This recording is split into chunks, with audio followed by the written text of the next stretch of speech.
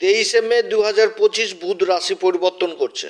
বুধ ছিল মেষ রাশিতে, এবার বৃষ রাশিতে অবস্থান করবে এবং এখানে জুন মাসের 6 তারিখ পর্যন্ত থাকবে। জুন মাসের 6 তারিখ 2025। তো বুধের এই অবস্থানে বৃষ রাশিতে তো সূর্য অবস্থান করছে, তো এইখানটাতে তৈরি হচ্ছে বুধাদিত্য যোগ। তো বুধাদিত্য যোগ যে তৈরি হচ্ছে, এর কি প্রভাব পড়বে কর্কট রাশির উপর, এ বিষয়ে আজকে বিশেষভাবে আলোচনা করব। তবে আলোচনাটি এগিয়ে নিয়ে যাওয়ার পূর্বে সমস্ত দর্শক বন্ধুদের নমস্কার জানাচ্ছি এবং তার সাথে বলবো, যারা বহুদিন ধরে আমাদের অনুষ্ঠান দেখছেন এখনও পর্যন্ত সাবস্ক্রাইব করেননি, তাদের কাছে বিশেষ অনুরোধ করব চ্যানেলটি সাবস্ক্রাইব করার জন্য। যদি ভালো লাগে তাহলে লাইক, শেয়ার, কমেন্ট অবশ্যই করবেন। তো তবে আমার কোনো রকমভাবে মানে ও কোনো রকম কোনো দর্শককে আমি বিভ্রান্তের মধ্যে ফেলছি না। এটা গ্রহের গোচরের উপরই আলোচনা করছি। এটা কারোর ব্যক্তিগত কুষ্টি ধরে আলোচনা নয়। আর এর ফলাফল আপনারা চন্দ্র রাশি অনুসারেও দেখতে পারেন, কিংবা লগ্ন হিসাবেও দেখতে পারেন, নাম রাশি অনুসারেও দেখতে পারেন। বুধের পরিবর্তন এই কর্কট রাশির পক্ষে একটা পজিটিভ পরিবর্তন হতে যাচ্ছে। বুধের অল্প কয়েকদিনের পরিবর্তন হলেও এই পরিবর্তন যথেষ্ট লাভ নিয়ে আসবে জীবনে। কারণ লাভের ঘরেই কিন্তু এই পরিবর্তনটা হচ্ছে, যেটা বৃষ রাশিতে। এবং সূর্যের অবস্থান, সূর্য আর বুধের জুতিতে তৈরি হয় বুধাদিত্য যোগ। বুধাদিত্য যোগ এমন একটি যোগ, এটা কিন্তু খুব ভালো যোগ। এই যোগের প্রভাবে মানে যে সমস্ত জাতক জাতিকার জন্মছকে এই যোগ থাকে, তারা কিন্তু খুব সজ্জন ব্যক্তি হয়, শিক্ষিত হয়, স্মার্ট হয়, চট করে সমস্ত কিছু বুঝতে পারে। যেরকম মান সম্মানের অধিকারী হয়, সেরকম পরোপকারী হয়। বিপদ আপদ, মানুষের দুঃখ কষ্ট, এগুলো সব কিন্তু বুঝতে পারে এই বুধাদিত্য যোগ। বিশ্বাসের প্রচণ্ড পাত্র হয়। এখানটাতে সূর্য যেরকম মানে সূর্যের যে একটা প্রভাব, এটা তো থাকেই। সূর্যের প্রভাব কি? সূর্য তো হচ্ছে রাজা। রাজার কি প্রভাব? রাজা সবসময় সত্য পথে চলবে, সত্য কথা বলবে, সত্যকেই বেশি প্রাধান্য দিবে এবং অনুশাসনের মধ্যে থাকবে। অনুশাসন জিনিসটাকে যথেষ্ট প্রাধান্য দিবে, সময়ের মূল্যটা বুঝাবে। আর বুধ কি? বুধ হচ্ছে কি বাণীর কারক, ম্যানেজমেন্টের কারক, চতুরতার কারক, ব্যবসার কারক। বুধ হচ্ছে যুবরাজ। তো বুধ আর এই সূর্যের এই অবস্থান লাভের ঘরে কর্কট রাশির ক্ষেত্রে এই অবস্থান যথেষ্ট ভালো অবস্থান হতে যাচ্ছে। আর্থিক দিক যথেষ্ট উন্নতি হবে। 15 দিনের মতন এই যোগটা থাকছে। খুবই ভালো একটা সংযোগ হতে যাচ্ছে এই কর্কট রাশির ক্ষেত্রে। তো বুধ তার এই গোচরটি 3টি নক্ষত্রের উপর সম্পন্ন করবে। সেটা হচ্ছে 23 মে যখন রাশি পরিবর্তন করবে, তখন কৃত্তিকা নক্ষত্রে চলে আসবে, যেটা হচ্ছে সূর্যের নক্ষত্র। এবং এই সময় সূর্যও কিন্তু কৃত্তিকা নক্ষত্রে থাকছে। তারপরে 28 মে চলে আসবে রোহিণী নক্ষত্রে, সে সময় সূর্যও রোহিণী নক্ষত্রে থাকছে। তারপরে জুন মাসের 3 তারিখে আসবে হচ্ছে মৃগশিরা নক্ষত্রে, সে সময় আবার সূর্য থাকছে রোহিণী নক্ষত্রে। এই 3টি নক্ষত্রের উপর গোচর সম্পন্ন করবে এই বুধ। কর্কট রাশির ক্ষেত্রে বুধ হচ্ছে 3য় ঘরের অধিপতি এবং দ্বাদশ ঘরের অধিপতি। 3য় ঘরটা হচ্ছে যোগাযোগের ঘর, কাগজপত্রের ঘর, ছোট ভাই বোনদের ঘর, মিডিয়ার ঘর, সামাজিক পরিচিতির ঘর, সমাজে উঠা বসা গণ্যমান্য ব্যক্তিদের সাথে যে যোগাযোগটা, এই যোগাযোগের ঘরের অধিপতি হচ্ছে বুধ। লাভের ঘরে অবস্থান করছে। দ্বাদশ ঘর বিদেশের ঘর। দ্বাদশ ঘরটা কি? বিদেশের ঘর। বিদেশ সংক্রান্ত কাজগুলো যথেষ্ট ভালো হবে। সূর্যের সাথে অবস্থান করছে। সূর্য হচ্ছে এই কর্কট রাশির ক্ষেত্রে 2য় ঘরের অধিপতি, যেটা হচ্ছে ধন সম্পত্তির ঘর, সেভিংসের ঘর। তারপরে বাণীর ঘর, আর বাণীর ঘর 2য় ঘর।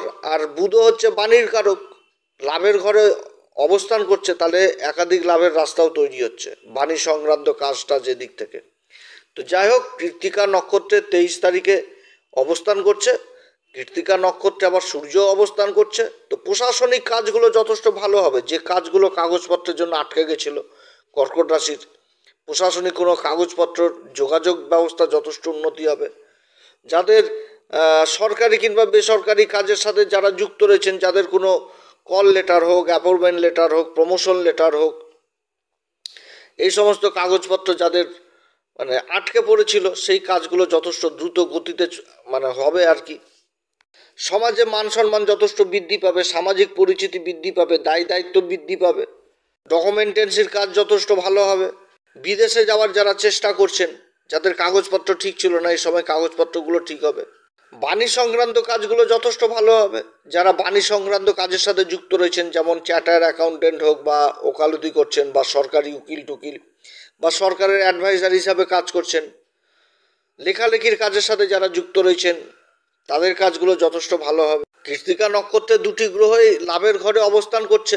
সূর্য লাভের ঘরে, বুধাদিত্য যোগ, একাধিক লাভ এই সময় জীবনে থাকছে। প্রমোশন হওয়ার প্রবল সম্ভাবনা থাকছে। যারা ব্যবসা বাণিজ্যের সাথে যুক্ত রয়েছেন, তাদের কোনো একটা বড় অফার কিংবা বড় একটা চুক্তি হওয়ার সম্ভাবনা থাকছে। কোনো একটা উঁচু লেভেল কোনো একটা কোম্পানির সাথে হোক বা বড় কোনো মহাজনের সাথে হোক, এরকম কিন্তু হওয়ার সম্ভাবনা থাকছে এই কর্কট রাশির ক্ষেত্রে।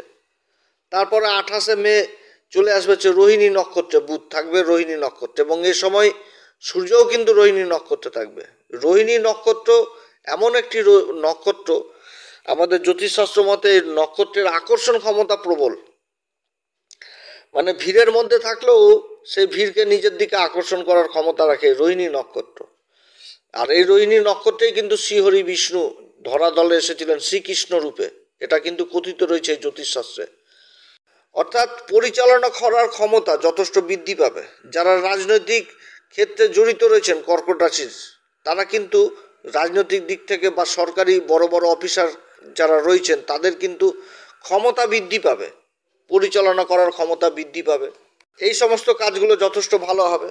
তারপরে যারা সোশ্যাল মিডিয়াতে অ্যাক্টিভ রয়েছে, যারা সিনেমা জগতের উপর কাজ করছেন বা যারা লেখালেখির কাজ করছেন বা যারা বাণী সংক্রান্ত কাজ করছেন, মিডিয়াতে কাজ করছেন, সেলসের কাজে যুক্ত রয়েছেন, ইউটিউব আর ফেসবুক, ইনস্টাগ্রাম এই সমস্ত কাজে সোশ্যাল মিডিয়াতে অ্যাক্টিভ রয়েছেন, তাদের জন্য যথেষ্ট ভালো।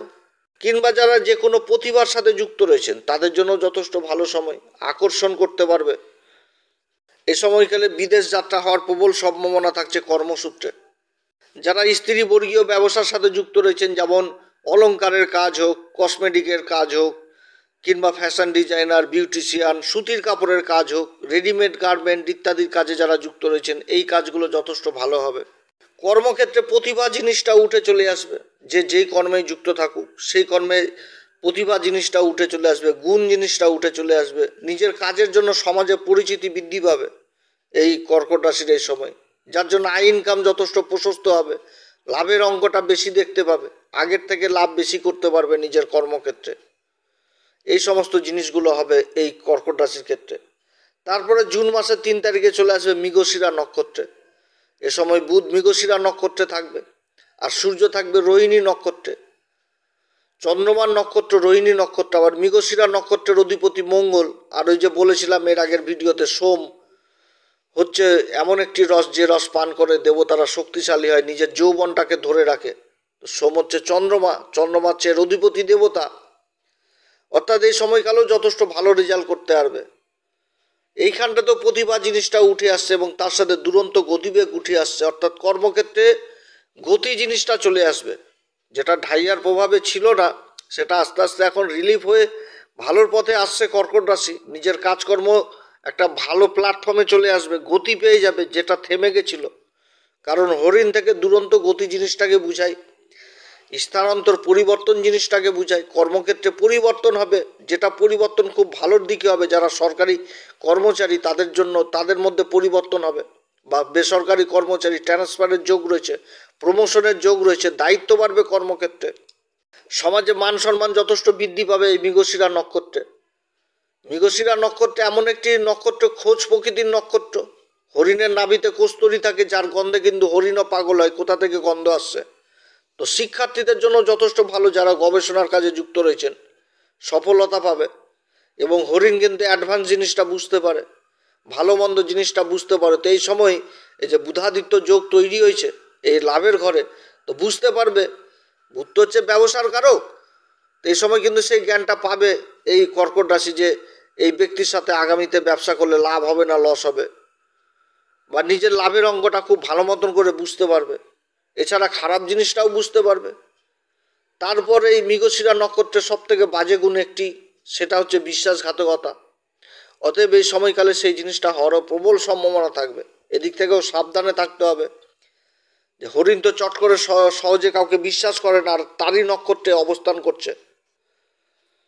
বিশ্বাসঘাতকতা হওয়ার সম্ভাবনা থাকবে, নিজের লোকের দ্বারা হোক বা বাইরের লোকের দ্বারা হোক। এই সময়কালে সাবধান। যে কয়েকদিন মৃগশিরা নক্ষত্রে থাকবে এই বুধ, বাইরের দ্বাদশ ঘরের অধিপতি বুধ এবং যোগাযোগের ঘরের অধিপতি বুধ সূর্যের সাথে অবস্থান করবে মৃগশিরা নক্ষত্রে। অতএব যোগাযোগের দিক থেকে বিশ্বাসঘাতকতা হয়ে যেতে পারে, এদিক থেকে যথেষ্ট খেয়াল রাখতে হবে। যে কোনো একটা কাগজপত্রের দিক থেকে বিশ্বাসঘাতকতা হতে পারে, যে দিব বলে দিল না, কাজ করব বলে করলো না, এরকম হয়ে যেতে পারে। বিদেশের দ্বাদশ ঘরের অধিপতি, কোনো জায়গায় ইনভেস্ট করতে গেলে সাবধান, বুঝে সুঝে ইনভেস্ট করতে হবে। দ্বাদশ ঘর থেকে ইনভেস্ট জিনিসটাকে বুঝায়, দ্বাদশ ঘর থেকে বিদেশ যাত্রা জিনিসটাকে বুঝায়। হয়তো বিদেশের কোনো কাগজপত্র বেইমানি করলো, দিব বলে হলো না সেদিন, বা হাত তুলে দিল যে পারলো না, টাকা পয়সা খেয়ে নিল, এদিক থেকে সাবধান। কিংবা বিদেশে যেই কেউ হয়তো বেইমানি করলো টাকা পয়সা নিয়ে বা অন্য কোনো কাগজপত্র নিয়ে, বিশ্বাসঘাতকতা করলো, এদিক থেকে কিন্তু সাবধান। যে কয়েকদিন মৃগশিরা নক্ষত্রে থাকবে জুন মাসের 3 তারিখ থেকে একদম থাকছে হচ্ছে 6 তারিখ পর্যন্ত এই লাভের ঘরে। মোটের উপর কর্কট রাশির ক্ষেত্রে যে অবস্থান হচ্ছে বুধাদিত্য যোগ লাভের ঘরে, এটা যথেষ্ট লাভ নিয়ে আসবে। এই সময়কালে বিশেষভাবে কোন উপাচার করবে সেটা হচ্ছে প্রত্যেকদিন হনুমান চল্লিশা, বজরংবাণ, শ্রীরাম সীতার প্রণাম মন্ত্র সহকারে পাঠ করবেন। সূর্যদেবকে অর্ঘ্য দিবেন, পিতার ব্লেসিং নেবেন, মাতার ব্লেসিং নেবেন, তারপরে কর্মক্ষেত্রে বেরোবেন। গণেশজির আরাধনা করবেন, গণেশজিকে ঘিয়ের প্রদীপ দেখাবেন, দুর্বা অর্পণ করবেন, যথেষ্ট ভালো ফল পাবেন। তো যাই হোক প্রিয় দর্শক বন্ধুরা, অনেক কথা আলোচনা করলাম। যদি এই পরামর্শ সত্যিই ভালো লাগে তাহলে নিজের ভেবে এই অ্যাস্ট্রো এসএম বাংলা চ্যানেলকে অবশ্যই সাবস্ক্রাইব করবেন। দৈনিক রাশিফল একটি নতুন চ্যানেলে দেওয়া হচ্ছে, যেটা হচ্ছে এসএম অ্যাস্ট্রোলজার। এই চ্যানেলে আপনারা দৈনিক রাশিফলটা পাবেন। অনেকে কমেন্ট করছিলেন এবং তার সাথে মেসেজও দিচ্ছিলেন। তো যদি মনে হয় তাহলে অবশ্যই দেখবেন, খুব ভালো লাগবে আশা করছি। আপনারা সবাই ভালো থাকেন। এরপরে আবার আসবে একটি নতুন পর্ব নিয়ে। নমস্কার, ধন্যবাদ।